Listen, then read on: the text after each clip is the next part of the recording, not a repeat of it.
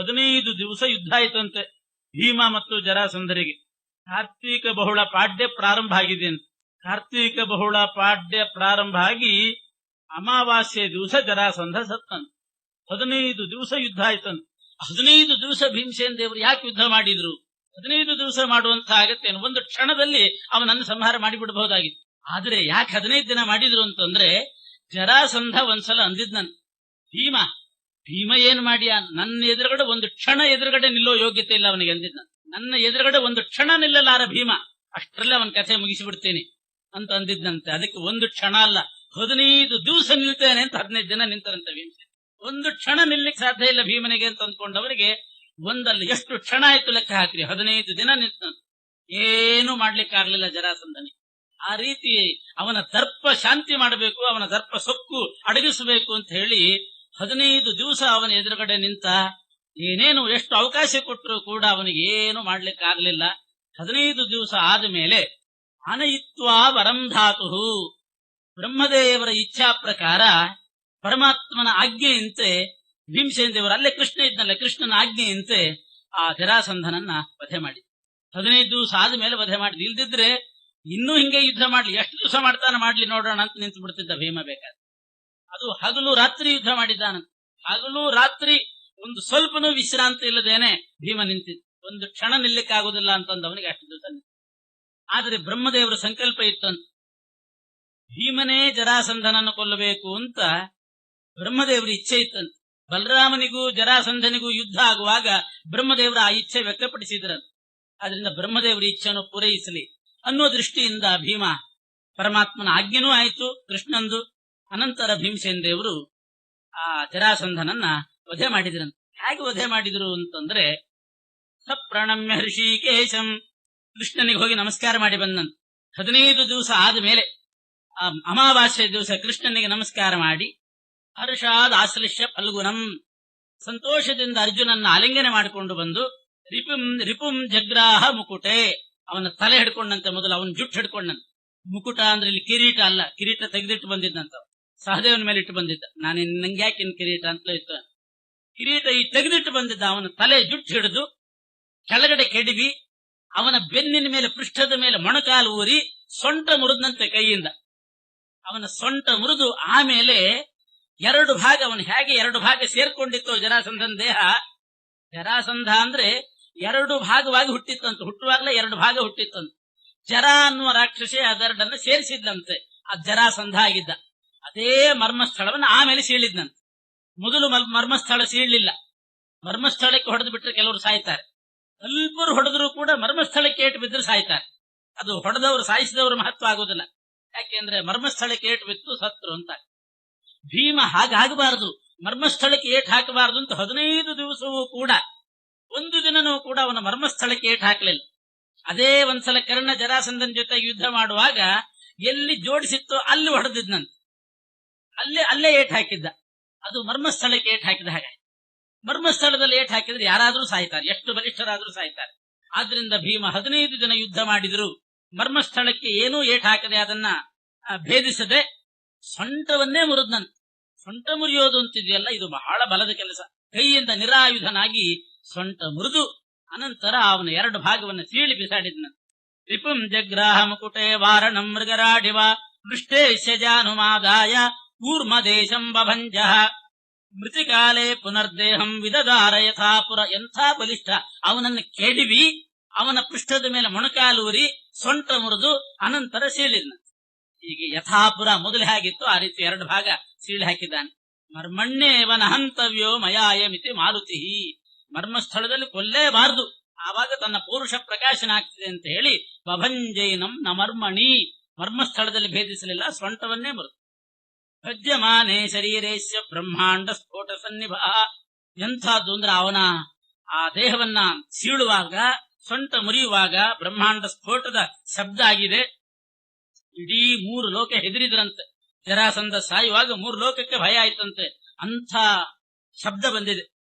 ಈ ರೀತಿ ಜರಾಸಂಧನನ್ನ 2 ಭಾಗ ಮಾಡಿ, ನಾವು ಭೇದವಾದಿಗಳು, 2 ನಮ್ಮ ಸಿದ್ಧಾಂತವೇ 2 ಒಂದಲ್ಲ ಅಂತ ಭೇದ ತೋರಿಸಿಬಿಟ್ಟ ಭೀಮಸೇನ ದೇವರು. ನಿಹತ್ಯ ಕೃಷ್ಣ ಶರಿಪುಂ ಸ ಭೀಮ ಸಮರ್ಪಯಾಮಾಸ ತದರ್ಚನಂ ಹರೇ. ಇಷ್ಟು ಮಾಡಿ ಆಮೇಲೆ ಹೋಗಿ ಶ್ರೀಕೃಷ್ಣನಿಗೆ ಕೃಷ್ಣಾರ್ಪಣ ಮಸ್ತು ಅಂತ ನಮಸ್ಕಾರ ಮಾಡಿ ಈ ಜರಾಸಂಧ ವಧೆ ಅನ್ನುವ ಪೂಜೆಯನ್ನ ಕೃಷ್ಣನಿಗೆ ಅರ್ಪಣೆ ಮಾಡಿದನು.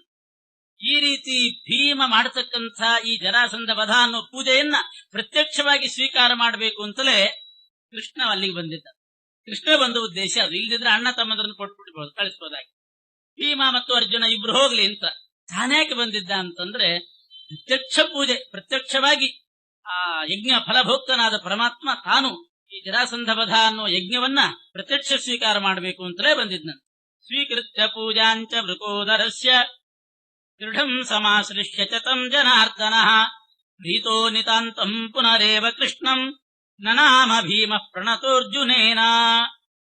ಹೀಗೆ ವೃಕೋದರ ಭೀಮ ಮಾಡಿದಂಥ ಜರಾಸಂಧ ವಧೆ ಅನ್ನೋ ಪೂಜೆಯನ್ನ ಪ್ರತ್ಯಕ್ಷ ಸ್ವೀಕಾರ ಮಾಡಿ ಅವನನ್ನು ದೃಢವಾಗಿ ಆಲಿಂಗನೆ ಮಾಡಿಕೊಂಡು ಪರಮಪ್ರೀತನಾಗಿ ಆಮೇಲೆ ಅರ್ಜುನನು ಕೂಡ ನಮಸ್ಕಾರ ಮಾಡಿದ ಕೃಷ್ಣನಿಗೆ. ಮತ್ತೆ ಭೀಮ ನಮಸ್ಕಾರ ಮಾಡಿದ. ಎಲ್ಲ ದೇವತೆಗಳು ಬಹಳ ಸಂತೋಷಪಟ್ಟು ಬ್ರಹ್ಮದೇವರ ಜೊತೆಗೆ ಅವರು ಕೂಡ ಹೋದರು. ದೈತ್ಯರೆಲ್ಲ ದೀನರಾಗಿ ಅವರೂ ಕೂಡ ಹೋದರು. ಜರಾಸಂಧನ ವಧೆ ಆದ ಮೇಲೆ ಮೊದಲೇ ಪಟ್ಟಾಭಿಷಿಕ್ತನಾದಂತಹ ಅವನ ಮಗ ಸಹದೇವ ಬಂದ. ಸಹದೇವ ಬಂದು ಭೀಮನಿಗೆ ಮೊದಲು ಶರಣಾಗತನಾಗಿ ಬಿಟ್ಟನಂತೆ. ನಮ್ಮಪ್ಪನ್ ಕೊಂದಾಗೆ ನಾನೇನ್ ಕೆಟ್ಟವನಲ್ಲ, ನನ್ ಕೊಲ್ಬೇಡ ಅಂದ ಮೊದಲು. ಅಪ್ಪ ಅಂತವನಷ್ಟೇನೆ, ನಾನ್ ನಿನಗೆ ಶರಣಾಗತನಾಗ್ತೀನಿ ಅಂತ ಬಂದು ಭೀಮನಿಗೆ ಶರಣಾಗತನಾಗಿ, ಅದಕ್ಕೆ ಬರೇ ಶರಣಾಗತನಾಗ್ತೀನಿ ಅಂತ ಬಾಯಿಯಲ್ಲಂದ್ರೂ ಉಪಯೋಗ ಇಲ್ಲ.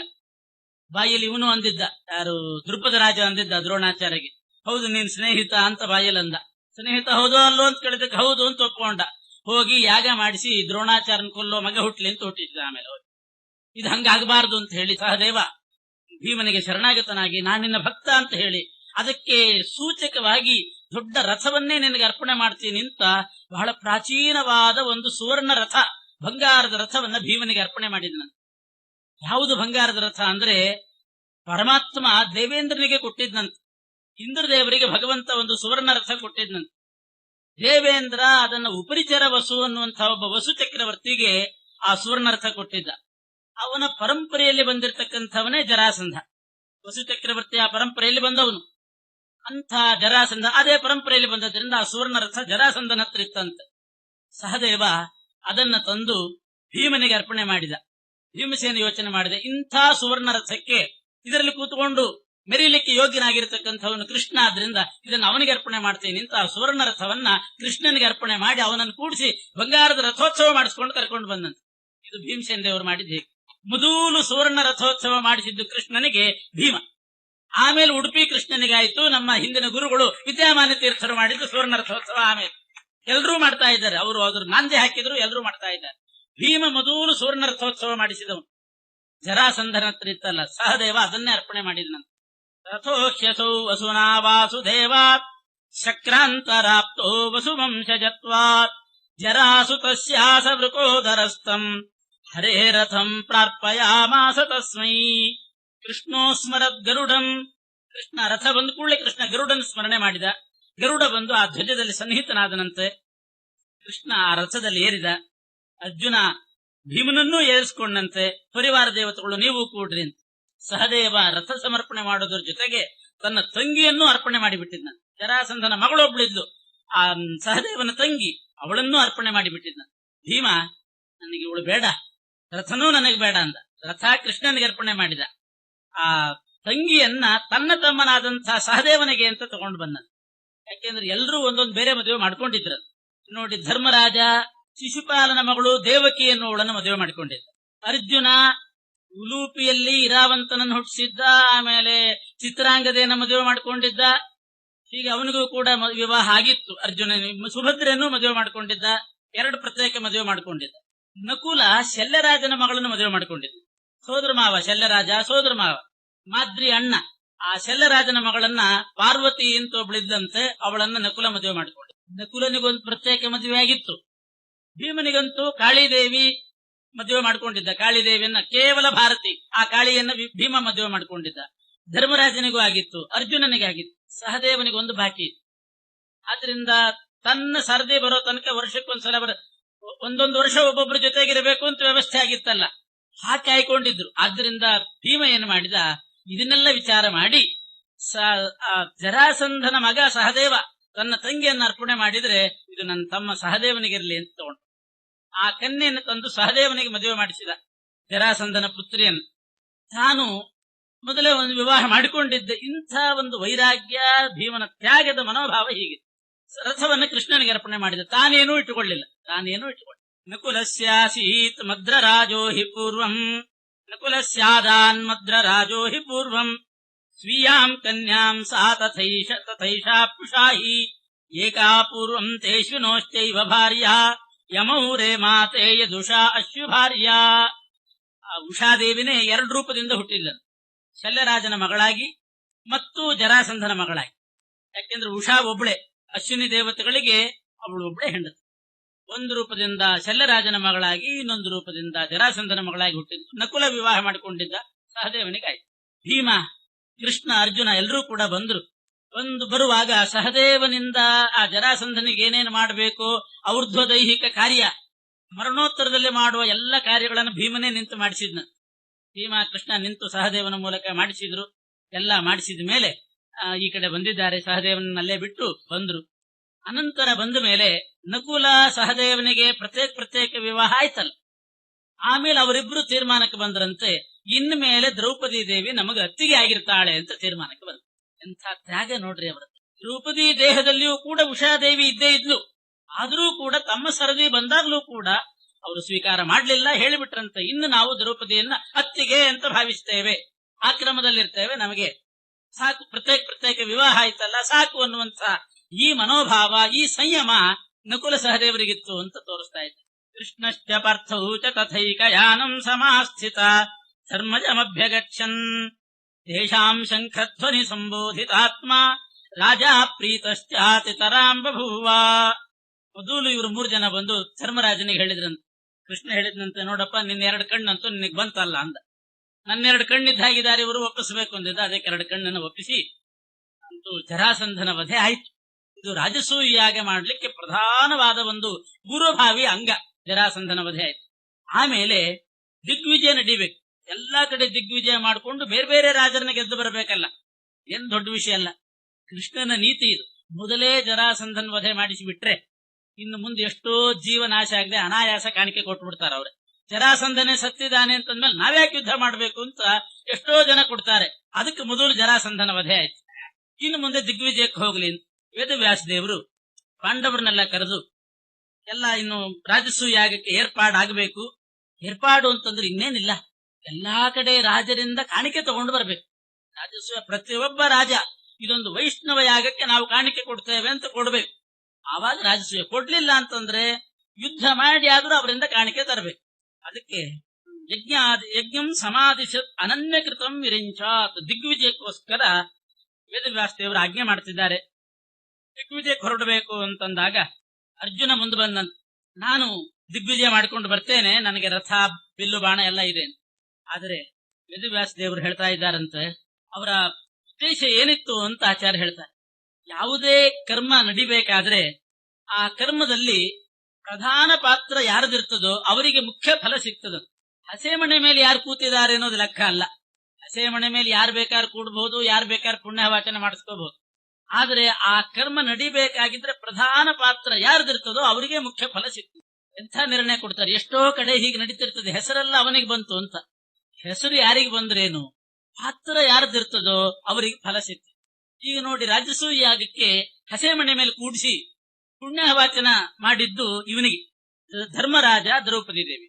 ಧರ್ಮರಾಜ ಅಣ್ಣ, ಹಿರಿಯ ಅಣ್ಣ ಅಂತ ಹೇಳಿ ಅವನನ್ನೇ ಕೂಡಿಸಿದ್ರು. ಆದ್ರೆ ರಾಜಸೂಯಾಗದ ಮುಖ್ಯ ಫಲ ಬಂದದ್ದು ಭೀಮಸೇನ ದೇವರಿಗೆ. ಯಾಕೆ ಅಂದ್ರೆ ಅಸಾಧಾರಣ ಹೇತುರ್ಯ ಕರ್ಮಣೋ ಯಸ್ಯ ಚೇತನಃ.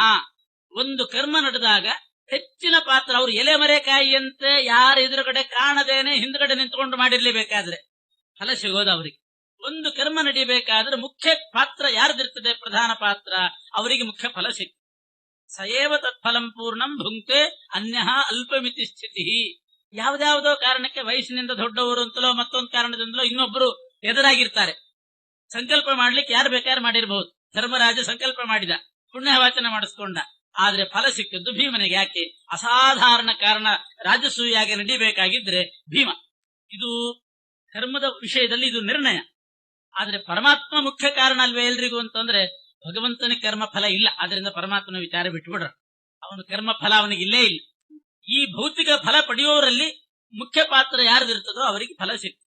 ದೇವತೆಗಳಿಗೆ ಹೇಗೆ ಅಂತಂದ್ರೆ, ಪಾಪಕರ್ಮ ಮಾಡಿಸಿದಾಗ ಅಸಾಧಾರಣ ಕಾರಣ ಮುಖ್ಯ ಪಾತ್ರ ವಹಿಸಿ ಕೆಲವು ದೇವತೆಗಳು ಪಾಪಕರ್ಮ ಮಾಡಿಸಿರ್ತಾರೆ. ಒಳಗಡೆ ನಿಂತುಕೊಂಡು ದೇವತೆಗಳು ಮಾಡಿಸಿರ್ತಾರೆ, ಆದ್ರೆ ಪಾಪದ ಫಲ ಮಾತ್ರ ಅವರಿಗಿಲ್ಲ. ಹಾಗೆ ಪ್ರಧಾನ ಪಾತ್ರ ವಹಿಸಿ ಅಸುರರು ಯಾರಾದರೂ ಪುಣ್ಯ ಕಾರ್ಯ ಮಾಡಿದ್ರೆ ಪುಣ್ಯದ ಫಲ ಅವರಿಗಿಲ್ಲ.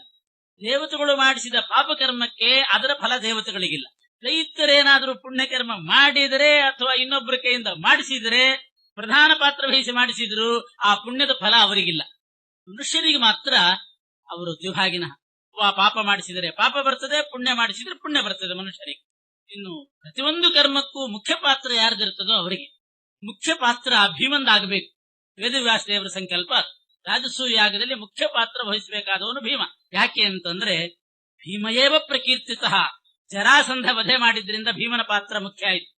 ಮುಂದೆ ಕರ್ಣನನ್ನು ಗೆಲ್ಲಬೇಕು. ಕರ್ಣನನ್ನು ಗೆಲ್ಲದ ಹೊರತು ರಾಜಸೂಯ ಯಾಗ ನಡೆಯುವುದಿಲ್ಲ. ಆದ್ರಿಂದ ಕರ್ಣನನ್ನು ಗೆಲ್ಲುವವನು ಭೀಮ. ಕೀಚಕಾದಿಗಳನ್ನು ಗೆಲ್ಲಬೇಕು, ಇನ್ಯಾರಿಗೂ ಸಾಧ್ಯ ಇಲ್ಲ. ಆದ್ರಿಂದ ಭೀಮನೇ ಮುಖ್ಯ ಪಾತ್ರ ವಹಿಸಬೇಕಾಗ್ತದೆ. ಎರಡನೇ ಸ್ಥಾನ ಅರ್ಜುನಂದನ್. ರಾಜಸೂಯ ಯಾಗ ನಡೆಯಬೇಕಾದ್ರೆ ದಿಗ್ವಿಜಯ ಆಗಬೇಕು.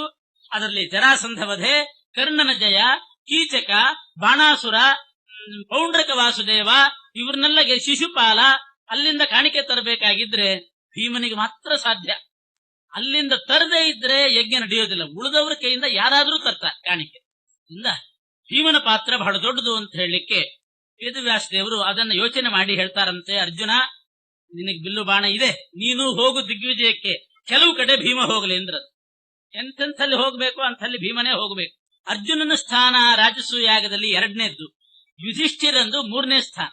ಹಿರಿಯ ಅಣ್ಣ ಮನೆ ಮೇಲೆ ಕೂತವನು ಅವನು, ಆದ್ರೆ ಅವನಿಗೆ ಬಂದದ್ದು ಮೂರನೇ ಫಲ. ಪ್ರಧಾನ ಫಲ ಭೀಮನಿಗೆ, ಎರಡನೇ ಫಲ ಅರ್ಜುನನಿಗೆ, ಮೂರನೇ ಫಲ ಧರ್ಮರಾಜನಿಗೆ ಬಂತದ್ದು. ತಸ್ಮಾತ್ ಬ್ರಹ್ಮಪದಾವಾಪ್ತಿ ವ್ಯಾಸೋ ಭೀಮಸ್ಯ ತಂಕೃತಂ. ಪ್ರಧಾನ ಫಲ ಅಂದ್ರೆ ಬ್ರಹ್ಮ ಪದವಿ ಪ್ರಾಪ್ತಿ, ಅದು ಭೀಮನಿಗೆ ಆಗಬೇಕು, ಅವನೇ ಯೋಗ್ಯ. ಆದ್ರಿಂದ ದಿಗ್ವಿಜಯದ ಪ್ರಸ್ತಾಪ ಬಂದಾಗ ಅನನ್ಯಕತಮಾದಿಶ್ಯ ದಿಶಾಂ ವಿಜಯಮಾದಿಶತ್, ಯಾರ್ಯಾರಿಗೂ ಸಾಧ್ಯ ಆಗಿದ್ದಿಲ್ಲ ಅಂಥ ದಿಗ್ವಿಜಯ ಹಿಂದೆ ಮೊದಲು ಮಾಡಿದವರು ಚತುರ್ಮುಖ ಬ್ರಹ್ಮದೇವರು ಮಾತ್ರ. ರಾಜಸೂಯಾಗ ಬೇಕಾದಷ್ಟು ಜನ ಮಾಡಿದ್ದಾರೆ, ಸುಮ್ಮನೆ ಮೇಲ್ಮೇಲ್ನೋಟಕ್ಕೆ ಮಾಡಿದ್ರು. ಮುಖ್ಯವಾಗಿ ಸಮಸ್ತ ದಿಗ್ವಿಜಯ ಮಾಡಿಕೊಂಡು ಬಂದು ರಾಜಸೂಯಾಗ ಮಾಡಿದ್ದು ಅಂದ್ರೆ ಬ್ರಹ್ಮದೇವರಂತೆ. ಈಗ ಎರಡನೇ ಮಾಡ್ತಾ ಇರೋದು ಭೀಮಸೇನ ದೇವರು. ವೇದವ್ಯಾಸ ದೇವರು ಹೇಳ್ತಾರೆ, ಇನ್ಯಾರೂ ಕೂಡ ಮಧ್ಯದಲ್ಲಿ ಇಂಥ ರಾಜಸೂಯಾಗ ಮಾಡೇ ಇಲ್ಲ. ಇಷ್ಟು ತೀರ್ಮಾನ ಮಾಡಿ ವೇದವ್ಯಾಸ ದೇವರು ಹೇಳಿದ್ರು, ಅರ್ಜುನ ನೀ ಹೇಳಿದಂತೆ ನಿನಗೆ ಶ್ರೇಷ್ಠವಾದ ರಥ ಇದೆ, ನಿನ್ನ ಹೆಸರೇ ಧನಂಜಯ, ಉತ್ತಮವಾಗಿರ್ತಕ್ಕಂಥ ಹನುಮಂತನ ಚಿಹ್ನವುಳ್ಳಂತಹ ಧ್ವಜ ಇದೆ, ಎಲ್ಲ ಸತ್ಯಮಸ್ತಿದೆ, ಎಲ್ಲ ನಿನಗಿದೆ, ಮಹಾವೀರ್ಯವಂತನೂ ಆಗಿದ್ದಿ. ಆದರೆ ಕೀಚಕಾದಿಗಳಿದ್ದಾರಲ್ಲ, ಭೀಮನನ್ನು ಬಿಟ್ಟರೆ ಇನ್ಯಾರಿಗೂ ಅವರು ವಶರಾಗೋದಿಲ್ಲ. ಕರ್ಣ ಇದ್ದಾನೆ, ಕರ್ಣನೂ ಕೂಡ ನಿನಗೆ ಅಧೀನ ಆಗೋದಿಲ್ಲ. ಬಲಾಧಿಕೋಶಿ ಕರ್ಣತಃ, ಕರ್ಣನಿಗಿಂತ ನಿನಗೆ ಬಲ ಜಾಸ್ತಿ ಇದೆ. ಆದರೆ ಅವನು ಸಾಯೋ ತನಕ ಹೋರಾಡ್ತಾನೆ ಹೊರತು ಸಾಯದೆ ನಿನಗೆ ಕಾಣಿಕೆ ಕೊಡುವವನಲ್ಲ ಕರ್ಣ ಅಂತಾರೆ. ಯಾರ್ಯಾರ ಮನೋಭಾವ ಹೇಗಿದೆ ಅಂತ ವ್ಯಾಸರಿಗೆ ಚೆನ್ನಾಗಿ ಗೊತ್ತು. ಅರ್ಜುನ ಹೋದ್ರೆ ಕರ್ಣ ಸಾಯೋ ತನಕ ಹೋರಾಡಿಯಾನ ಹೊರತು ತಾನು ಸೋತೆ ಅಂತ ಒಪ್ಪಿಕೊಂಡು ಈ ಕಾಣಿಕೆಯನ್ನು ಸಮರ್ಪಣೆ ಮಾಡುವವನಲ್ವೇ ಇಲ್ಲ. ತದಾತಿತೆ ಹ್ಯತಿಸ್ಪೃಧ, ಭಾರಿ ಸ್ಪರ್ಧೆ ಅವನವನು. ಅದಕ್ಕೇನಂತೆ ಕೊಂದಾದ್ರೂ ತರ್ತೇನೆ, ಬಲಕ್ಕೆ ಬಲ ಹೇಗಿದ್ರು ಜಾಸ್ತಿ ಇದೆ ಕರ್ಣನಿಗಿಂತ, ಕೊಂದು ತರ್ತೇನೆ ಅಂತಂದ್ರೆ ಅವನಲ್ಲಿ ಈಗ ಕವಚ ಇದೆ. ಹುಟ್ಟುವಾಗ ಒಂದು ಸಹಜವಾದ ಕವಚ ಇದೆ. ಆ ಕವಚ ಕುಂಡಲ ಇರೋದ್ರಿಂದ ನಿನಗೆ ಕೊಲ್ಲಿಕ್ಕೆ ಆಗೋದಿಲ್ಲ ಅಂದ್ರು. ಆ ಕವಚ ಕುಂಡಲ ಹೋದ್ಮೇಲಷ್ಟೇನೆ ಆ ಅರ್ಜುನ ಕರ್ಣನನ್ನು ಕೊಂದದ್ದು. ಕವಚ ಕುಂಡಲ ಹೋಯ್ತು, ಆಮೇಲೆ ಕೊಂದ. ಅದು ಸಹಜವಾದ ಕವಚ ಕುಂಡಲ ಹುಟ್ಟುವಾಗಲೇ ಇತ್ತಂತ ಕರ್ಣನಿಗೆ. ಅದು ಇರೋ ತನಕ ಅರ್ಜುನನಿಗೆ ಕೊಲ್ಲಿಕ್ಕೂ ಸಾಧ್ಯ ಇಲ್ಲ, ಅವನು ಸೋಲೋದಿಲ್ಲ, ಆವಾಗ ಅವನು ಕಾಣಿಕೆ ಕೊಡೋದಿಲ್ಲ. ಆದ್ರಿಂದ ಕರ್ಣನಿಂದ ಕಾಣಿಕೆ ತರಬೇಕಾದ್ರೆ ಭೀಮ ಹೋಗ್ಬೇಕು. ಭೀಮನಿಗೆ ಸಾಧ್ಯವೋ ಅಂತಂದ್ರೆ ಭೀಮನ ಶಕ್ತಿ ಎಂತಹದ್ದು ಅಂದ್ರೆ ಕವಚ ಕುಂಡಲ ಇದ್ರೂ ಕೂಡ ಕರ್ಣನನ್ನು ಸೋಲಿಸಿ ಕಾಣಿಕೆ ತಂದಿದ್ದಾನೆ ಭೀಮ. ಅದೇ ಇಂದ್ರನಿಗೆ ಆಗ್ತಾ ಇದೆ, ಅರ್ಜುನನಿಗೆ ಆಗಿದ್ದಿಲ್ಲ. ಸವರ್ಮ ಕುಂಡಲತ್ವತೋ ನ ಬದ್ಧ ಏಷ ಯತ್ವಯ. ಕವಚ ಕುಂಡಲ ಇರೋದ್ರಿಂದ ನಿನಗೆ ಕೊಲ್ಲಿಕ್ಕಾಗೋದಿಲ್ಲ, ಭೀಮ ಅವನನ್ನು ಸೋಲಿಸಿ ತರ್ತಾನೆ. ಅದರಿಂದ ವೃಕೋದರೋ ದಿಶಂ ಪ್ರಯಾತುತೆ ಪಿತುಃ ಪ್ರಿಯಾಂ. ಪೂರ್ವ ದಿಕ್ಕಿನ ದಿಗ್ವಿಜಯಕ್ಕೆ ಭೀಮ ಹೋಗ್ಲಿ ಎಂದ್ರು ವೇದವ್ಯಾಸದೇವರು. ಇವರೆಲ್ಲ ಪೂರ್ವ ದಿಕ್ಕಿನಲ್ಲಿದ್ದವರು, ಆದ್ರಿಂದ ಪೂರ್ವ ದಿಕ್ಕಿನ ದಿಗ್ವಿಜಯಕ್ಕೆ ಭೀಮ ಹೋಗ್ಲಿ. ಭೀಮ ಹೋದರೆ ಜೀವಗ್ರಾಹ ಭಯಾತ್ಕರ್ಣೋ ದದಾತಿ ಕರಮಂಜಸ. ಭೀಮನಿಗೆ ಎಂಥ ಶಕ್ತಿ ಅಂತಂದ್ರೆ ಕೊಲ್ಲಿಕ್ಕೂ ಸಮರ್ಥ, ಇನ್ನೂ ಹೆಚ್ಚಿನ ಸಾಮರ್ಥ್ಯ ಅಂತಂದ್ರೆ ಕೊಲ್ಲದೇನೆ ಸಜೀವವಾಗಿ ಜೀವಂತ ಅವನನ್ನು ಬಂಧಿಸಿ ಹಿಡ್ಕೊಂಡು ಬರೋ ಶಕ್ತಿ ಭೀಮನಿಗಿದೆ ಅಂತಾರೆ ವ್ಯಾಸ. ಅದು ಇನ್ನೂ ಕಷ್ಟ ಅಂತೆ ರಾಜರಿಗೆ. ಸತ್ತಾದ್ರೂ ಸಾಯ್ತಾರೆ ಹೊರತು ಜೀವಗ್ರಾಹ ಅಂತಾರೆ, ಜೀವಂತ ಸೆರೆ ಹಿಡಿಯೋದು. ಸಾಧಾರಣ ಯಾರೂ ಕೂಡ ಆ ರೀತಿ ಸಿಗ್ಬಿಡೋದಿಲ್ಲ, ಇಲ್ಲ ಸೂಸೈಡ್ ಮಾಡ್ಕೊಂಡ್ಬಿಡ್ತಾರೆ. ಜೀವಂತವನ್ನು ಹಿಡಿತಾರೆ ಅಂತ ಬಂದಾಗ ಆತ್ಮಹತ್ಯೆ ಮಾಡ್ಕೊಂಡು ಬಿಡ್ತಾರೆ. ಭೀಮನಿಗಿಂತ ಶಕ್ತಿ ಇದೆ, ಅವನ ಆತ್ಮಹತ್ಯೆನೂ ಮಾಡ್ಕೊಳ್ಳಿಕ್ಕೆ ಬಿಡೋದಿಲ್ಲ. ಜೀವಂತ ಅವನನ್ನು ಬಂಧಿಸಿಡುವಂತಹ ಶಕ್ತಿ, ಕರ್ಣನನ್ನು ಬಂಧಿಸಿಡುವಂತಹ ಶಕ್ತಿ ಭೀಮನಿಗಿದೆ. ಆದ್ರಿಂದ ಜೀವಗ್ರಾಹ ಭಯಾತ್ ಕರ್ಣೋ ದದಾತಿ ಕರಮಂಜಸ. ಭೀಮನಿಗೆ ಶರಣಾಗತನಾಗಿ ಅವನು ಕಾಣಿಕೆ ಒಪ್ಪಿಸ್ತಾನೆ ರಾಜಸೂಯಾಗ. ಮಾತ್ರ ಸಂದೇಹ, ಯಾಕೆಂದ್ರೆ ಹಿಂದೊಂದ್ಸಲ ಯುದ್ಧದಲ್ಲಿ ಸೋತಿದ್ದಾನೆ ಕರ್ಣ. ಮೊದಲೊಮ್ಮೆ ಭೀಮ ದಿಗ್ವಿಜಯ ಮಾಡಿದಾಗ ಕರ್ಣನನ್ನು ಸೋಲಿಸಿದ. ಇನ್ನು ಕೀಚಕ ಪೌಂಡ್ರಕ, ಕೀಚಕ ಮತ್ತು ಪೌಂಡ್ರಕರಿಗೆ ರುದ್ರದೇವರ ವರ ಇದೆ. ಅಜೇಯರಾಗ್ಲಿ, ಅವರಿಗೆ ಯಾರಿಂದಲೂ ಅವರು ಸೋಲಬಾರದು ಅಂತ ಹೇಳಿ ರುದ್ರದೇವರ ವರ ಕೊಟ್ಟಿದ್ದಾರೆ. ಅರ್ಜುನ ರುದ್ರದೇವರಿಗಿಂತ ಕೆಳಗಿನವನು. ಅಂದ ಮೇಲೆ ರುದ್ರದೇವರ ವರ ಮೀರಿ ಕೀಚಕ ಪೌಂಡ್ರಕರನ್ನು ಸೋಲಿಸಿ ಕಾಣಿಕೆ ತರಲಿಕ್ಕೆ ಅರ್ಜುನನ ಕೈಯಿಂದ ಸಾಧ್ಯ ಇಲ್ಲ. ಎಲ್ಲ ವೇದವ್ಯಾಸ ದೇವರು ಇದ್ದದ್ರಿಂದ ಇದು ನಡೀತು. ಇಲ್ದಿದ್ರೆ ಈ ವಿಚಾರ ಮಾಡ್ಲಿಕ್ಕೆ ಹೋಗಿದ್ರೆ ಎಡವಟ್ಟಾಗಿ ಹೋಗ್ತಿತ್ತು, ರಾಜಸೂಯಾಗ ಆಗ್ತಿದ್ದಿಲ್ಲ. ವೇದವ್ಯಾಸ ದೇವರು ಇಷ್ಟೆಲ್ಲ ಸಮಾಲೋಚನೆ ಮಾಡ್ತಾ ಇದ್ದಾರೆ. ಅವರಿಗೆ ರುದ್ರದೇವರ ವರ ಇದೆ, ಕೀಚಕನಿಗೆ ಪೌಂಡ್ರಕನಿಗೂ ಇದೆ. ಅರ್ಜುನ ಹೋದ್ರೆ ಅವರು ಕಾಣಿಕೆ ಕೊಡೋದಿಲ್ಲ. ಆದ್ರಿಂದ ಭೀಮ ಹೋಗ್ಬೇಕು. ಭೀಮ ಹೋದ್ರೆ ರುದ್ರದೇವರ ವರ ಏನ್ ಮಾಡ್ತದೆ ಭೀಮನಿಗೆ? ಜೀವೋತ್ತಮ, ರುದ್ರದೇವರಿಗಿಂತಲೂ ಉತ್ತಮ ಭೀಮ. ಅಜೇಯವು ಸರ್ವವಚನಾತ್ ರಣೇ ಕೀಚಕ ಪೌಂಡ್ರಕವು ವಶಂ ಪ್ರಯಾತೋ ಭೀಮಸ್ಯ. ಭೀಮನಿಗೆ ಅಧೀನರಾಗ್ತಾರೆ. ಅದೇ ರೀತಿ ಶಿಶುಪಾಲನೂ ಕೂಡ ಇನ್ಯಾರಿಗೂ ಅಧೀನ ಆಗೋದಿಲ್ಲ, ಭೀಮನಿಗೆ ವಶನಾಗಿ ಅವನು ಕಾಣಿಕೆ ಕೊಡ್ತಾನೆ. ಯಾಕೆ ಅಂದ್ರೆ ಭೀಮ ಜರಾಸಂಧನನ್ನು ಕೊಂದದ್ರಿಂದ ಅವರಿಗೆಲ್ಲರಿಗೂ ಭಯ ಉಂಟಾಗಿದೆ. ಎಲ್ಲಿ ನಮ್ಮನ್ನು ಜೀವ ಸಹಿತ ಹಿಡ್ಕೊಂಡು ಹೋಗಿ ಬಂಧನದಲ್ಲಿ ಇಟ್ಟು ಬಿಡ್ತಾನೇನೋ ಅಂತ ಹೆದರಿಕೆಯಿಂದ ಅವರೆಲ್ಲ ಕೊಡ್ತಾರೆ. ಅದೇ ಅರ್ಜುನನ ಬಗ್ಗೆ ಆ ಹೆದರಿಕೆಯಲ್ಲಿ, ಯಾಕೆಂದ್ರೆ ಅರ್ಜುನನೇ ಜರಾಸಂಧನಿಗೆ ಹೆದರಿದ್ದ. ಆದ್ರಿಂದ ಅರ್ಜುನನ ಬಗ್ಗೆ ಅವರು ಹೆದರುವಂತಹ ಪ್ರಮೇಯನೇ ಇಲ್ಲ. ತಸ್ಮಾತ್ ಕರಂ ಪ್ರಯಚ್ಛಂತಿ ಜಿತಾವಾ ಪೂರ್ವಮೇವವ, ಅದು ಹೇಳಿದ್ರು ವ್ಯಾಸರು. ಇಲ್ಲ ಅವರು ಸೋತಾದ್ರೂ ಕೊಡ್ತಾರೆ, ಇಲ್ಲ ಭೀಮನನ್ನು ನೋಡಿ ಹೆದರಿ ಮೊದಲೇ ಕೊಟ್ಬಿಡು, ಅಂತೂ ಕಾಣಿಕೆ ಸಿಗೋದು ನಿಶ್ಚಿತ. ಅಲ್ಲಿ ಹೋಗು ನೀನು ಅರ್ಜುನ, ನೀನು ಉತ್ತರ ದಿಕ್ಕಿಗೆ ಹೋಗು ಅಂತಂತ. ನೀನು ಉತ್ತರ ದಿಕ್ಕಿಗೆ ಹೋಗು, ಅಷ್ಟೇ ಅಲ್ಲ ದಿವ್ಯವಾದ ರಥ ಇರೋದ್ರಿಂದ ನಿನಗೆ ಹೆಚ್ಚಿನ ಜವಾಬ್ದಾರಿ ಕೊಡ್ತೀನಿ. ಭೀಮ ಪೂರ್ವ ದಿಕ್ಕಿಗೆ ಹೋಗ್ಲಿ ಅಂದ್ರೆ ಎಲ್ಲಿ ಪೂರ್ವ ದಿಕ್ಕು? ಭಾರತ ಖಂಡದಲ್ಲಿ ಪೂರ್ವ ದಿಕ್ಕಿಗೆ ಹೋಗ್ಲಿ ಅಷ್ಟೇ. ಯಾಕೆ ಇವರೆಲ್ಲ ಇರೋದು ಭಾರತ ಖಂಡದಲ್ಲಿ ಪೂರ್ವ ದಿಕ್ಕಿನಲ್ಲಿ. ಅರ್ಜುನನಿಗೆ ವೇದವ್ಯಾಸ ದೇವರು ಕೊಟ್ಟ ಜವಾಬ್ದಾರಿ ಅಂತಂದ್ರೆ ಭಾರತ ಖಂಡ ಮಾತ್ರ ಅಲ್ಲ, ಸಪ್ತದ್ವೀಪಗಳ ದಿಗ್ವಿಜಯ ನಿನಗೆ ಅಂದ್ರು. ಇದು ಬರೇ ಜಂಬೂ ದ್ವೀಪದಲ್ಲಿ, ಅದು ಕೂಡ ಕೇವಲ ಭಾರತ ವರ್ಷದಲ್ಲಿ ಜಂಬೂ ದ್ವೀಪದಲ್ಲಿ 9 ಖಂಡ ಇದೆ. ಅದರಲ್ಲಿ ಒಂದು ಭಾರತ ಖಂಡದಲ್ಲಿ ಮಾತ್ರ ಪೂರ್ವ ದಿಕ್ಕಿಗೆ ಭೀಮನಿಗೆ ಹೇಳಿದ್ರು.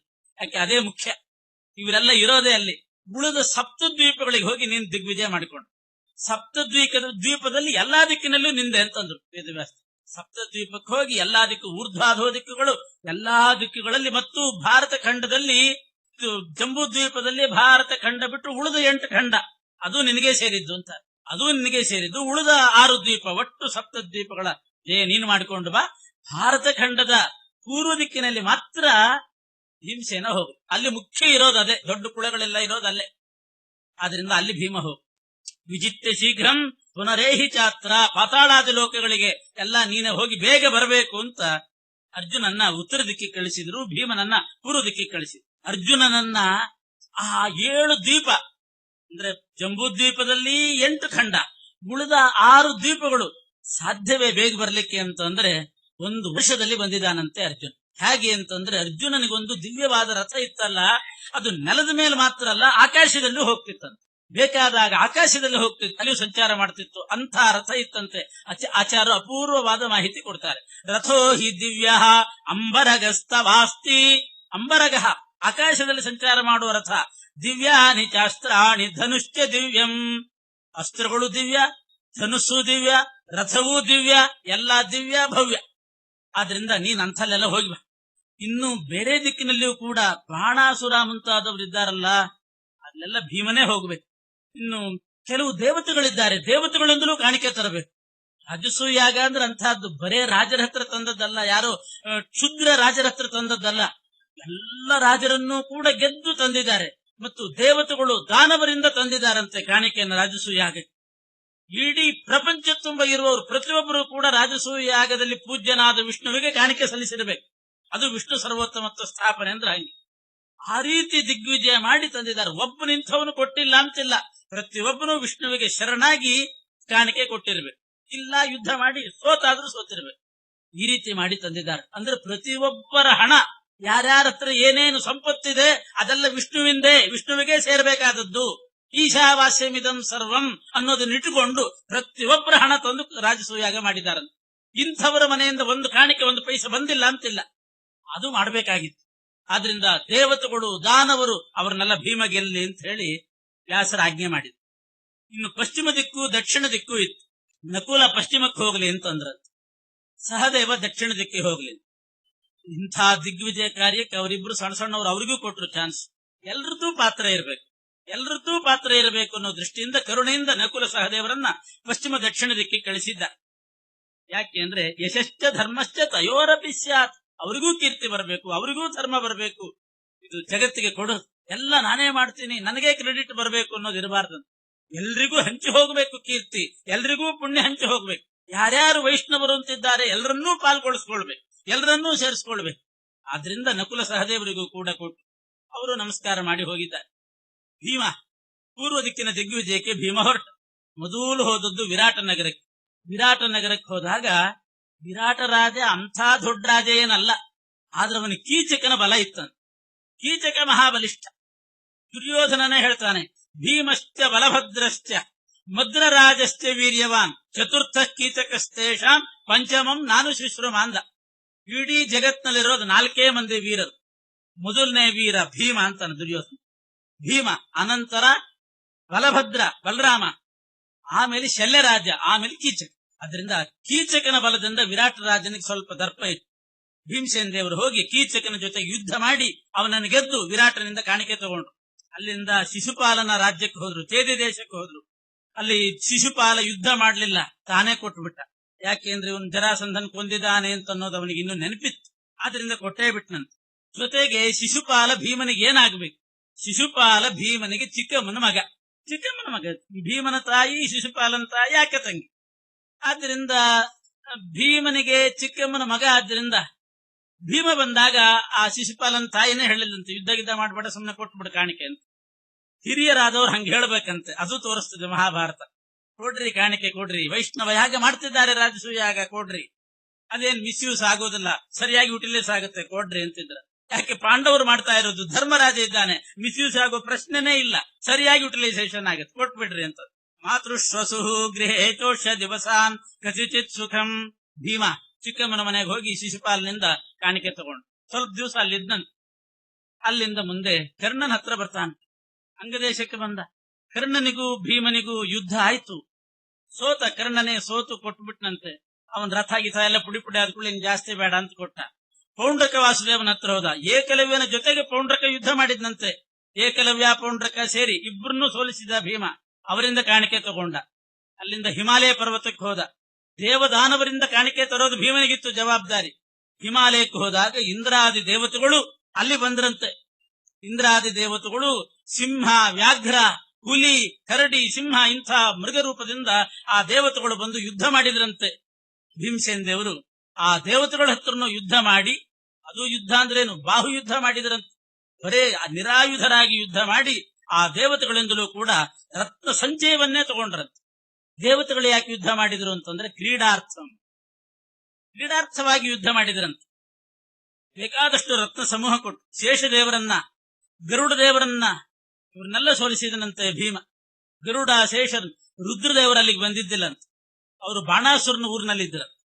ಬಾಣಾಸುರ ಭಕ್ತ ಅಂತ ಇಟ್ಕೊಂಡು ಹೋಗಿ ಅವ್ರ ಊರಿನಲ್ಲೇ ಇರ್ತಿದ್ರಂತೆ ರುದ್ರದೇವರು. ಆದ್ದರಿಂದ ಇಲ್ಲಿ ಶೇಷ, ಗರುಡ, ಇಂದ್ರಾದಿಗಳು ಹಿಮಾಲಯಕ್ಕೆ ಮೃಗರೂಪದಿಂದ, ಸಿಂಹ, ವ್ಯಾಘ್ರ ರೂಪದಿಂದ ಬಂದಾಗ ಬಾಹುಯುದ್ಧ ಮಾಡಿ ಅವರಿಂದಲೂ ಕೂಡ ಅವರು ಸಂತೋಷಪಟ್ಟು ರತ್ನ ಸಂಚಯವನ್ನು ಕೊಟ್ಟರು. ವಿಷ್ಣುವಿನ ಪೂಜೆ ಮಾಡ್ತಿದ್ದೀರಿ, ರಾಜಸೂಯಾಗ ಅಂದ್ರೆ ವಿಷ್ಣುವಿಗೆ ಆಹುತಿ ತಗೊಂಡು ಹೋಗ್ರಿ ಅಂತ. ಅಲ್ಲಿಂದ ಪೂರ್ವ ಸಮುದ್ರಕ್ಕೆ ಹಾರಿದನಂತೆ ಭೀಮ. ಪೂರ್ವ ಸಮುದ್ರಕ್ಕೆ ಹಾರಿ ಆ ಸಮುದ್ರದಲ್ಲಿ ಈಜಾಡಿಕೊಂಡು ಬಾಣಾಸುರನ ಊರಿಗೆ ಬಂದಂತೆ. ಹನುಮಂತ ಸಮುದ್ರ ಹಾರಿದ್ದ, ನಾನು ಈಜಾಡ್ತೇನೆ ಅಂತ ಇವ್ರು ಈಜಾಡಿದ್ದಾರೆ. ಅವನು ದಕ್ಷಿಣ ಸಮುದ್ರ ಹಾರಿದ್ದ, ಇವರು ಪೂರ್ವ ಸಮುದ್ರದಲ್ಲಿ ಹಾರಿ ಕೆಳಗಡೆ ನೀರಿನಲ್ಲಿ ಹಾರಿ ಈಜಾಡಿಕೊಂಡು ಬಾಣಾಸುರನ ಊರಿಗೆ ಬಂದು ಅಲ್ಲಿಂದ ಕಾಣಿಕೆ ಕೇಳಿದ್ರಂತೆ. ಬಾಣಾಸುರನ ಗುರುವಾದಂಥ ರುದ್ರದೇವರು ಆನೆ ರೂಪದಿಂದ ಯುದ್ಧ ಮಾಡಿದ್ರಂತಲ್ಲಿ. ಒಪ್ಪಲು ಯಮಾನ ಸತತೋಂಬುಧೌ ಬಲಿ ಜಗಾಮ ಬಾಣಸ್ಯ ಪುರಂ ಹರಂಚ ರಣೇ ಜಯದ್ವಾರಣ ರೂಪಮಾಸ್ಥಿತಂ ಕ್ರೀಡಂತಮೇತೇನ ಚ ತೋಷಿತೋ ಹರಃ. ಅಲ್ಲಿ ರುದ್ರದೇವರು ಗಜರೂಪದಿಂದ ಯುದ್ಧ ಮಾಡಿದರು, ಸೋತರು. ಸೋತ ಮೇಲೆ ಶಿವನೇ ಹೇಳಿದನಂತೆ ಬಾಣಾಸುರನಿಗೆ, ಕೊಟ್ಟುಬಿಡು ಭೀಮನಿಗೆ ರತ್ನ ಸಂಚಯ, ಬೇಕಾದಷ್ಟು ರತ್ನಗಳನ್ನ ಕೊಡಿಸಿದ್ರಂತೆ. ರುದ್ರದೇವರೇ ಕೊಡಿಸಿದ್ರಂತೆ ಬಾಣಾಸುರನಿಂದ ಕಾಣಿಕೆ ತಗೊಂಡು. ಆಮೇಲೆ ಅಲ್ಲಿ ಶಿವ ಕೇಳಿದ್ನಂತೆ, ಬೇರೆ ದೇವತೆಗಳ ಹತ್ರ ಹೋಗಿದ್ದೆ ಹೇಗೆ ಅಂತ ಕೇಳಿದ್. ಕಾಣಿಕೆಗೆ ಬಂದಾಗ ಅವರೆಷ್ಟು ಕೊಟ್ರು ಇವರೆಷ್ಟು ಕೊಟ್ರು ಅಂತ ಕೇಳ್ತಿರ್ತಾರೆ. ಎಲ್ಲೆಲ್ಲಿ ತಗೊಂಡು ಬಂದ್ರಿ ಅಂತ ಬೇರೆ ಕೇಳ್ತಿರ್ತಾರೆ. ಕೆಲವರು ರಸೀದಿ ತೋರಿಸ್ತಾರೆ, ನೋಡ್ರಿ ಇವ್ರು ಇಂಥಷ್ಟು ಕೊಟ್ರು ಅಂತ. ಭೀಮ ಅದನ್ನು ಹೇಳಿದನಂತೆ, ನೋಡಿ ಇವರೆಲ್ಲ ಇಷ್ಟೆಷ್ಟು ಕೊಟ್ರು, ಇಂದ್ರ ಕೊಟ್ಟಿದ್ದಾನೆ, ಶೇಷ ಕೊಟ್ಟ, ಗರುಡ ಕೊಟ್ಟ, ನಾನು ರುದ್ರ ನಾನು ಕೊಡ್ತೀನಿ ತಗೋ ಅಂತ ಬಾಣಾಸುರನ ಹತ್ರ ಕೊಡಿಸಿದ್ರಂತ. ಪೃಷ್ಟಶ್ಚ ಗಿರಿಸೇನಾಸೋ ವಿಸ್ತರಂ ದಿಗ್ಜಯಸ್ಯ ಚ ಎಲ್ಲ ಹೇಳಿ ಆ ರುದ್ರದೇವರನ್ನು ಸಂತೋಷಪಡಿಸಿ ರತ್ನ ಸಂಚಯವನ್ನು ತಗೊಂಡು ಇಂದ್ರಪ್ರಸ್ಥಕ್ಕೆ ಬಂದಿದ್ದಾನೆ. ಬಂದು ವೇದವ್ಯಾಸ ದೇವರು ಮತ್ತು ಕೃಷ್ಣ ಅವರಿಬ್ಬರಿಗೂ ಅರ್ಪಣೆ ಮಾಡಿದ್ನಂತೆ. ಇಷ್ಟು ತಂದಿದ್ದೇನೆ ರಾಜಸೂಯ ಯಾಗಕ್ಕೆ. ಬರೇ ರತ್ನ ಸಂಚಯ ತಂದದ್ದಲ್ಲ, ಹೋದಾಗ ಅವ್ರಿಗೆಲ್ಲರಿಗೂ ಕೂಡ ಆಮಂತ್ರಣನೂ ಕೊಟ್ಟು ಬಂದಂತೆ. ರಾಜಸೂಯ ಯಾಗಕ್ಕೆ ನೀವೆಲ್ಲ ಬರಬೇಕು, ಪಾಲ್ಗೊಳ್ಬೇಕು ಅಂತ ಎಲ್ರಿಗೂ ಆಮಂತ್ರಣನೂ ಕೂಡ ಕೊಟ್ಟು ಬಂದಿದ್ದಾನಂತ. ಅದೇ ಸಂದರ್ಭದಲ್ಲಿ ಎಲ್ಲರೂ ಸಂತೋಷಪಟ್ಟು ಆಮೇಲೆ ವೇದವ್ಯಾಸ ದೇವರು ಹೇಳಿದ್ರಂತೆ, ಈ ರೀತಿ ದೇವತೆಗಳಿಂದೆಲ್ಲ ಕಾಣಿಕೆ ತಂದು ರಾಜಸೂಯ ಯಾಗ ಮಾಡಿದ್ದು ಬ್ರಹ್ಮದೇವರು, ಈಗ ನೀನು ಮಾಡ್ತಿದ್ದಿ ಅಂತ ಪ್ರಶಂಸೆ ಮಾಡಿ ಮುಂದಿನ ಸಿದ್ಧತೆಗಳನ್ನೆಲ್ಲ ಮಾಡು ಅಂತಂದ್ರು. ಸಹದೇವ ದಕ್ಷಿಣ ದಿಕ್ಕಿಗೆ ಹೋದವನು, ಅವನು ಕೂಡ ಬೇಕಾದಷ್ಟು ದಿಗ್ವಿಜಯ ಮಾಡಿಕೊಂಡು ತಂದಂತೆ ರತ್ನಗಳನ್ನ. ಆ ದಕ್ಷಿಣ ದಿಕ್ಕಿನಲ್ಲಿ ರುಕ್ಮಿ ಇದ್ದ, ರುಕ್ಮಿಣಿಯ ಸೋದರ ರುಕ್ಮಿ. ಅವನು ಯುದ್ಧ ಮಾಡ್ಲಿಲ್ಲ ಅಂತ. ಯಾಕೆ ಅಂದ್ರೆ ಯುದ್ಧ ಮಾಡ್ಲಿಕ್ಕೆ ಆಯುಧ ಏನೋ ಇತ್ತು. ಹಿಂದೆ ರುಕ್ಮಿಣಿ ಹರಣ ಮಾಡಿದಾಗ, ಕೃಷ್ಣ ರುಕ್ಮಿಣಿ ಅಪಹಾರ ಮಾಡಿದಾಗ ರುಕ್ಮಿಗೆ ಬಹಳ ಸಿಟ್ಟು ಬಂದಿತ್ತು ಕೃಷ್ಣನ ಮೇಲೆ. ಅದಕ್ಕೆ ಕೃಷ್ಣನ ಜೊತೆ ಯುದ್ಧ ಮಾಡಿ ಅವನನ್ನು ಸಾಯಿಸಿಬಿಡಬೇಕು ಅಂತ ಆಯುಧ ಬೇಕು ಅಂತ ಹೇಳಿ ರುದ್ರದೇವರು ತಪಸ್ಸು ಮಾಡಿದ್ದ. ರುದ್ರದೇವರು ತಪಸ್ಸು ಮಾಡಿ ಅವನ ಉದ್ದೇಶ ಏನಿತ್ತು ಅಂತಂದ್ರೆ, ರುದ್ರದೇವರು ಪ್ರತ್ಯಕ್ಷರಾದಾಗ ಒಂದು ದಿವ್ಯವಾದ ಆಯುಧ ತಗೊಂಡು ಅದರಿಂದ ಕೃಷ್ಣನ ಸಂಹಾರ ಮಾಡಿಬಿಡ್ಬೇಕು. ಯಾಕೆ, ನನ್ನನ್ನು ಸೋಲಿಸಿ ರುಕ್ಮಿಣಿ ಹರಣ ಮಾಡಿದ್ನಲ್ಲ ಅಂತ. ಅದಕ್ಕೆ ರುದ್ರದೇವರು ತಪಸ್ಸು ಮಾಡಿದಾಗ ಶಿವ ಎಲ್ಲಿಯಾದ್ರೂ ಕೃಷ್ಣನ್ ಸೋಲಿಸುವಂತ ಧನುಸ್ ಕೊಡ್ತಾನೆ. ಅವ್ರಿಗೆಲ್ಲರಿಗೂ ಐಕಮತ್ಯ ಇದೆ. ಕೆಳಗಿನವರಿಗೆ ನಮಗೆ ಹೊಡೆದಾಟ ಅಷ್ಟೇ ಹೊರತು ಅವರಿಗೆಲ್ಲ ಐಕಮತ್ಯ. ಅದಕ್ಕೆ ರುದ್ರದೇವರು ಪ್ರತ್ಯಕ್ಷರಾದ ಕೂಡಲೇ ಏನ್ ಕೇಳ್ತಾನೆ ಅಂತ ಅವಕಾಶನೇ ಕೊಡ್ಲಿಲ್ಲಂತೆ. ನಿನಗೊಟ್ಟು ಆಯುಧ ಬೇಕು ತಾನೆ, ನಾನೊಂದು ಆಯುಧ ಕೊಡ್ತೀನಿ, ಆದ್ರೆ ಕೃಷ್ಣನ್ ಬಿಟ್ಟು ಇನ್ಯಾರನ್ ಬೇಕಾದ್ರೆ ಯುದ್ಧ ಮಾಡು, ಕೃಷ್ಣನ ಜೊತೆಗೆ ಯುದ್ಧ ಮಾಡಿದ್ರೆ ಮಾತ್ರ ಅದು ನಿನ್ ಕೈ ಬಿಟ್ಟು ಹೋಗ್ತದೆ ಅಂತ ಹೇಳೇ ಕೊಟ್ರಂತೆ. ಇನ್ನೇನು ಉಪಯೋಗ ಅಂತೂ ತಗೊಂಡ. ತಪಸಾ ತೋಷಿತಾತ್ ಕೃಷ್ಣಾದನ್ನೇನೇ ವಾಮನಾಖಿಲ. ಕೃಷ್ಣನ್ ಬಿಟ್ಟು ಉಳಿದವ್ರನ್ನ ಬೇಕಾದ್ರೆ ಗೆಲ್ತಿ, ಕೃಷ್ಣನ ಮೇಲೆ ಮಾತ್ರ ಇದನ್ನೇನು ಪ್ರಯೋಗ ಮಾಡ್ಲಿಕ್ಕೆ ಆಗೋದಿಲ್ಲ ಅಂತ ಆಯುಧ ಕೊಡ್ತೇನೆ ಅಂತ ಹೇಳಿ ಕೊಟ್ಟು ಬಿಟ್ರಂತೆ.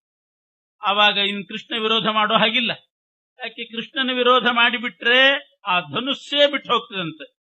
ಇರ್ಲಿ, ಬಂದು ಧನುಸ್ಸಿರ್ಲಿ ಅಂತ ಹೇಳಿ ಕೃಷ್ಣನ ವಿರೋಧ ಮಾಡದೆ ಕೂತಿದ್ದಂತೆ. ಈಗ ಬಂದವನು ಯಾರು? ಸಹದೇವ. ಇವನು ಕೃಷ್ಣನಿಗೆ ಬೇಕಾದವನು, ಪಾಂಡವರೆಲ್ಲ ಕೃಷ್ಣನಿಗೆ ಬೇಕಾದವನು. ಆದ್ರಿಂದ ಸಹದೇವನನ್ನ ನಾನು ಅವನ ಜೊತೆಗೆ ಯುದ್ಧ ಮಾಡಿಬಿಟ್ರೆ ಕೃಷ್ಣನ ವಿರೋಧ ಮಾಡಿದ ಹಾಗೆ ಆಗ್ತದೆ, ಆದ್ರಿಂದ ಧನುಸ್ಸು ಕೈ ಬಿಟ್ಟು ಹೋಗ್ತದೆ ಅಂತ ಇವನು ಬಂದು ಕೂಡಲೇ ರುಕ್ಮಿಣಿ ತಾನೇ ಕಾಣಿಕೆ ಕೊಟ್ಬಿಟ್ನಂತೆ ರುಕ್ಮಿ. ಹೀಗಾಗಿ ಯುದ್ಧ ಮಾಡದೇನೆ ಏನೇನೋ ಹಿನ್ನೆಲೆ ಇತ್ತು ಒಬ್ಬೊಬ್ಬರಿಗೆ. ಇವನ ಹಿನ್ನೆಲೆ ಹೀಗಿತ್ತು ರುಕ್ಮಿಗೆ. ಆ ಧನುಸ್ಸು ಕೈ ತಪ್ಪಿ ಹೋಗ್ತದೆ ಅನ್ನೋ ಹೆದರಿಕೆಯಿಂದ ಅವನು ಕಾಣಿಕೆ ಕೊಟ್ಟ. ಮೇಲಾಗಿ ಕೃಷ್ಣನ ಕಡೆಯವನು ಸಹದೇವ ಅನ್ನೋದು ಒಂದು, ಯಜ್ಞದ ನೇತೃತ್ವ ವಹಿಸಿದವನು ಕೃಷ್ಣ. ಆದ್ರಿಂದ ಈ ಯಜ್ಞಕ್ಕೆ ಕಾಣಿಕೆ ಕೊಡ್ಲಿಲ್ಲ, ಯುದ್ಧ ಮಾಡಿದೆ ಅಂತಂದ್ರೆ ಕೃಷ್ಣನ ವಿರೋಧ ಮಾಡಿದ ಹಾಗಾಗ್ತದೆ. ಆದ್ರಿಂದ ಎಲ್ಲಿ ಧನುಸ್ ತಪ್ಪಿ ಹೋಗ್ತದೋ ಏನೋ ಅಂತ ಕೊಟ್ಟುಬಿಟ್ನ. ಬೇರೆಯವ್ರನ್ನೆಲ್ಲ ತನ್ನ ಪ್ರತಾಪದಿಂದ ತಾನೇ ಗೆದ್ದು ಸಹದೇವ ಕಾಣಿಕೆ ತಂದು ಅರ್ಪಿಸಿದ. ದಕ್ಷಿಣ ದಿಕ್ಕಿಗೆ ಹೋಗಿದ್ದ. ದಕ್ಷಿಣ ದಿಕ್ಕು ಅಂತಂದ್ರೆ ಲಂಕೆಗೂ ಹೋಗ್ಬೇಕಾಯ್ತು. ಅದು ಭಾರತ ಖಂಡದಲ್ಲೇ ಸೇರಿತ್ತು. ಲಂಕೆಗೆ ಹೋಗ್ಬೇಕು, ಸಮುದ್ರ ದಾಟಿ ಹೋಗ್ಬೇಕು, ದಕ್ಷಿಣ ಸಮುದ್ರ ದಾಟಿ. ಅದೆಲ್ಲ ಅಷ್ಟು ಸುಲಭದ ಕೆಲಸ ಅಲ್ಲ. ದಕ್ಷಿಣ ಸಮುದ್ರ ತನಕ ಹೋದ್ನಂತೆ, ಆ ಕಡೆ ಲಂಕೆಗೆ ಹೋಗೋದು ಹೇಗೆ? ಅದಕ್ಕೆ ಯೋಚನೆ ಮಾಡಿದ. ಘಟೋತ್ಕಚನನ್ನು ಸ್ಮರಣೆ ಮಾಡಿದನಂತೆ. ಘಟೋತ್ಕಚ ಹೇಳಿ ಹೋಗಿದ್ದ, ಬೇಕಾದಾಗೆ ಸ್ಮರಣೆ ಮಾಡು ಬರ್ತೇನೆ ಅಂತ. ಭೀಮನಿಗೆ ಹೇಳಿದ್ದ, ಪಾಂಡವರಿಗೆಲ್ಲ ಹೇಳಿದ್ದ. ಘಟೋತ್ಕಚನ ಸ್ಮರಣೆ ಮಾಡಿದಂತೆ. ಯಾಕೆಂದ್ರೆ ಆ ಕಡೆ ಲಂಕೆಯಲ್ಲಿದ್ದವನು ವಿಭೀಷಣ. ಅವನು ರಾಕ್ಷಸ, ಅಂದ್ರೆ ಆ ಕುಲದಲ್ಲಿ ಹುಟ್ಟಿದವನು, ಅದರ ಸಾತ್ವಿಕ. ಅವನಿಂದ ಕಾಣಿಕೆ ತರಬೇಕು. ಘಟೋತ್ಕಚನು ಕೂಡ ನಿರ್ವೃತಿ ಎನ್ನುವಂತಹ ರಾಕ್ಷಸನ ಅವತಾರ. ಅದರಿಂದ ಅಂಥವ್ರನ್ನೇ ಕಳಿಸಿದ್ರು ಸರಿ ಅಂತ ಹೇಳಿ ಘಟೋತ್ಕಚನ ಸ್ಮರಣೆ ಮಾಡಿದ. ಬಂದ್ ಕೂಡಲೇ ಕೇಳಿದ ನಂತರ ಘಟೋತ್ಕಚ, ಏನು ರಾಜಸೂಯಾಗ ಮಾಡ್ತಿದ್ದೀವಿ, ಲಂಕೆಯಿಂದ ಕಾಣಿಕೆ ತರಬೇಕಾಗಿದೆ, ನೀನ್ ಇಲ್ಲೇ ಇರು, ನಾನ್ ತರ್ತೀನಿ ಅಂತ ಹೇಳಿ ಘಟೋತ್ಕಚ ಹಾರಿ ಹೋಗಿ, ಭೀಮನ ಮಗ ಹಾರಿ ಹೋಗಿ ವಿಭೀಷಣನ ಹತ್ರ ಎಲ್ಲ ಬೇಕಾದಷ್ಟು ರತ್ನ ಸಂಚಯ ಕಾಣಿಕೆಯನ್ನು ತಗೊಂಡು ತಂದು ಸಹದೇವನಿಗೆ ಕೊಟ್ಟನಂತ. ಸಹದೇವ ಅದನ್ನೆಲ್ಲ ತಂದು ಇಲ್ಲಿ ಒಪ್ಪಿಸಿ. ಘಟೋತ್ಕಚ ಹೋದಾಗ ವಿಭೀಷಣ ಕೊಟ್ನೋ ಅಂತ ಕೇಳಿದ್ರೆ ಏನೂ ಮಾತಾಡದೆ ಕೊಟ್ಟನಂತ. ಯಾಕೆ ಅಂದ್ರೆ ರಾಮದೇವರು ರಾವಣನ್ನು ಕೊಂದು ವಿಭೀಷಣನಿಗೆ ಪಟ್ಟಾಭಿಷೇಕ ಮಾಡುವಾಗಲೇ ಹೇಳಿದ್ರಂತೆ, ಮುಂದೆ ದ್ವಾಪರದಲ್ಲಿ ರಾಜಸೂಯಾಗಕ್ಕೆ ನೀನ್ ಕಾಣಿಕೆ ಕೊಡಬೇಕು, ಘಟೋತ್ಕಚ ಬರ್ತಾನೆ ಅಂತ ಆಗ್ಲೇ ಹೇಳಿದ್ರ. ಅಷ್ಟು ಹಿಂದಿನ ಮಾತನ್ನ ನೆನಪಿಟ್ಟುಕೊಂಡು ವಿಭೀಷಣ ಘಟೋತ್ಕಚನಿಗೆ ಕೊಟ್ಟನಂತೆ. ರಾಮ ಹೇಳಿದಾನೆ ಅಂತಂದ ಮೇಲೆ ಎಷ್ಟು ಕೊಟ್ಟ ಅಂತಂದ್ರೆ ಒಂದು ಮಹೌಘ ರತ್ನ ರಾಶಿ ಕೊಟ್ಟನಂತೆ. ಮಹೌಘದಷ್ಟು ಒಂದು ಮಹೌಘ ಅಂತಂದ್ರೆ ಏನದು, ಒಂದು ಕೆಜಿ ಲೆಕ್ಕ ಅಲ್ಲ. ಮಹೌಘ ಅಂತಂದ್ರೆ 1 ಕೋಟಿ ಬರೆದು 1 ಕೋಟಿ ಬರಿಬೇಕು. ಅದಕ್ಕೆ ಎಷ್ಟು ಸೊನ್ನೆ ಹಾಕಬೇಕು ಅಷ್ಟು ಸೊನ್ನೆ ಹಾಕಬೇಕು, 1 ಕೋಟಿ ಆಗ್ತದೆ. ಅದ್ರ ಮುಂದೆ ಮತ್ತೆ 60 ಸೊನ್ನೆ ಸೇರಿಸ್ಬೇಕಂತ. ಅದಕ್ಕೆ ಮಹೌಘ ಅಂತ ಕರೀತಾರೆ ಸಂಸ್ಕೃತದಲ್ಲಿ. ಅಷ್ಟು ತೊಲ ರತ್ನ ರಾಶಿಗಳನ್ನು ಕೊಟ್ಟನಂತೆ ವಿಭೀಷಣ. ಎಂಥ ಸಾತ್ವಿಕ ಅಂತ ಯೋಚನೆ ಮಾಡಿ. ವಿಭೀಷಣನ ಸಾತ್ವಿಕತೆ ಅಂದ್ರೆ ಇದು. ಎಷ್ಟಾಗ್ತದೆ ಅಂತೆಲ್ಲ ಅದಕ್ಕೆ ಸಂಖ್ಯೆ ಆಚಾರ್ಯರೇ ಹೇಳಿದ್ದಾರೆ. ಮಹೌಘ ಅಂದ್ರೆ 1 ಕೋಟಿಯ ಮುಂದೆ 60 ಸೊನ್ನೆ ಬರೆದಾಗ ಆಗೋದು ಮಹೌಘ. ಅಷ್ಟು ರತ್ನ ರಾಶಿಗಳನ್ನ ಕೊಟ್ಟ ವಿಭೀಷಣ. ಅದನ್ನು ತಗೊಂಡು ಬಂದಿದ್ದಾನಂತ. ನಕುಲ ಪಶ್ಚಿಮ ದಿಕ್ಕಿಗೆ ಹೋಗಿದ್ದ. ನಕುಲ ಪಶ್ಚಿಮಾಶಾಯಾಂ ವಿಜಿಜ್ಞೇಖಿಲ ಭೂಭೃತಃ. ಅಲ್ಲಿ ಶಲ್ಯರಾಜನಿಂದ ಕಾಣಿಕೆ ತಂದ. ಶಲ್ಯರಾಜ ಅಂತೂ 2 ರೀತಿಯಿಂದ ಮಾವ. ಒಂದ್ ಕಡೆಯಿಂದ ಮಾದ್ರಿ ಅಣ್ಣ ಸೋದರ ಮಾವ, ಇನ್ನೊಂದ್ ಕಡೆಯಿಂದ ಶಲ್ಯರಾಜ ನಕುಲನಿಗೆ ತನ್ನ ಮಗಳನ್ನು ಕೊಟ್ಟಿದ್ದ. ಹಾಗಾಗಿ ಶಲ್ಯರಾಜನಿಂದ ಕಾಣಿಕೆಯನ್ನು ತಗೊಂಡು ಬಂದಿದ್ದಾನೆ. ಇನ್ನು ಅರ್ಜುನಷ್ಟ ಪಿವರೋಚ್ಛ್ರಿತ ಧ್ವಜಂ ಚಂದನಂ ಸಮಧಿರುಕ್ಷ್ಯ ಗಾಂಡಿವಿ ಯಾತಯೇವ ದಿಶಮುತ್ತರಾಂ ಯದಾ ಪಾರ್ವತೀಯ ಕುಂಡ್ರಪಾಸಮಾಯಯು. ಅರ್ಜುನ ಹೋದಾಗ ಪರ್ವತವಾಸಿಗಳಾದ ಗಿರಿದುರ್ಗವಾಸಿಗಳಾದಂಥ ಬೆಟ್ಟಗುಡ್ಡಗಳಲ್ಲಿ ವಾಸ ಮಾಡುವ ಕ್ಷುದ್ರ ರಾಜರು ಅವರೆಲ್ಲ ಯುದ್ಧಕ್ಕೆ ಬಂದ್ರಂತೆ. ಶ್ರೀಗರ್ತರು, ಪಾರ್ವತಿಯರು ಮೊದಲಾದವರು ಎಲ್ಲರನ್ನೂ ಕೂಡ ಯುದ್ಧ ಮಾಡಿ ಸೋಲಿಸಿ ಭಗದತ್ತನ ಹತ್ರ ಹೋಗ್ತಾನೆ. ನರಕಾಸುರನ ಮಗ ಭಗದತ್ತ. ಅಲ್ಲಿ ಹೋದಾಗ ಭಗದತ್ತ 8 ದಿನ ಯುದ್ಧ ಮಾಡಿದನಂತೆ ಅರ್ಜುನನ ಜೊತೆ. 8 ದಿನ ಯುದ್ಧ ಮಾಡಿ ಆಮೇಲೆ ನಿಲ್ಲಿಸಿ ಕೇಳಿದಂತೆ, ಯಾಕೆ ಬಂದಿದ್ದಿ ಅಂತ ಕೇಳಿದ. ಒಂದವನೇ ಯುದ್ಧ ಮಾಡಿದ, ಯಾಕೆ ಬಂದಿದ್ದಿ ಅಂತ ಆಮೇಲೆ ಕೇಳಿದೆ. 8 ದಿನ ಯುದ್ಧ ಆದ್ಮೇಲೆ, ರಾಜಸೂಯಾಗ ಮಾಡ್ತಾ ಇದ್ದಾನೆ ನಮ್ಮ ಅಣ್ಣ ಧರ್ಮರಾಜ, ನಾವೆಲ್ಲ ಸೇರಿದೀವಿ, ಆ ರಾಜಸೂಯಾಗಕ್ಕೆ ಕಾಣಿಕೆ ಕೊಡ್ಬೇಕು, ನೀನು ಮೊದಲೇ ಹೇಳಬಾರ್ದೆ ಮಾರಾಯ ಅಂತ. ನಾನು ಹೇಳಿದ್ರೆ ಆಗ್ಲೇ ಕೊಟ್ಟು ಬಿಡ್ತಿದ್ನಲ್ಲ, 8 ದಿನ ಯುದ್ಧ ಮಾಡಿದೆ, ನೀನ್ ಯಾಕೋ ಬಂದಿದ್ದಿ ಅಂತ ಅಂದ್ಕೊಂಡೆ ನಾನು ಅಂತ. ಆಮೇಲೆ ಬಹಳ ಸಂತೋಷದಿಂದ ಕೊಟ್ಟನಂತ. ಸೋಭಿಯುದ್ಧ ಸಗಜೋದಿನಾಷ್ಟಕಂ, ಸುಪ್ರತೀಕ ಅನ್ನೋ ಆನೆ ಒಂದು, ಅದ್ರ ಜೊತೆಗೆ ಯುದ್ಧ ಮಾಡಿದ್ನಂತೆ. ಆಮೇಲೆ ತುಂಬಾ ಬಳಲಿ ಹೋದ ಮೇಲೆ ಹಾಕಿ ಕೇಳ್ತಾನೆ, ಏನ್ ಬಂದದ್ದು ಅಂತ ಕೇಳಿ ಕೊಟ್ಬಿಟ್ಟಂತೆ. ಕೊಟ್ಟಾಗ್ಲೂ ಮತ್ತೊಂದಿಷ್ಟು ಅಡಿಗೆ ಬಿದ್ರು ಮೂಗ್ ಮೇಲು ಅಂತ ಹೇಳ್ತಾನಂತ. ಮತ್ತೆ ನನ್ನ ಹತ್ರ ಒಂದು ವೈಷ್ಣವಾಸ್ತ್ರ ಇದೆ ಗೊತ್ತಾಯ್ತಾ, ಯುದ್ಧ ಮಾಡಿದ್ರೆ ನೀನೇನ್ ಗೆಲ್ಲಿಕ್ ಸಾಧ್ಯ ಇಲ್ಲ, ರಾಜಸೂಯ ಆಗದ ಕಾಣಿಕೆ ಅಂತಿದ್ದಿ ಕೊಟ್ಬಿಡ್ತೀನಿ ಅಷ್ಟೇನೆ, ಯುದ್ಧ ಮಾಡಿದ್ರೆ ನಾನೇ ಗೆಲ್ಲೋದು, ಯಾಕೆಂದ್ರೆ ನನ್ನ ಹತ್ರ ವೈಷ್ಣವಾಸ್ತ್ರ ಇದೆ ಎಂದಂತೆ. ಇವನು ಮತ್ತೆ ಹೆಚ್ಚು ರೋಪ್ ಹಾಕ್ಲಿಕ್ಕೆ ಹೋಗ್ಲಿಲ್ಲ. ಯಾಕೆಂದ್ರೆ ಕೊಟ್ಟಂತೂ ಕೊಟ್ಟಾಯ್ತು, ನಮಗಲ್ಲಿ ಯಾಗೆ ನಡಿಬೇಕಾಗಿದೆ, ಮತ್ತೆ ಬೇಕಾದ್ರೆ ನೋಡ್ಕೊಂಡ್ರೆ ಆಯ್ತು ಮಹಾಭಾರತ ಯುದ್ಧದಲ್ಲಿ ಅಂತ ಬಿಟ್ಟು ಬಂದ್ಬಿಟ್ನ. ಇದು ನೀತಿ. ಅವನ್ ನೋಡಿ ಹೇಗಿದ್ದಾನೆ ಭಗದತ್ತ. ಮಾಡೋದು ಮಾಡಿದ ಯುದ್ಧ.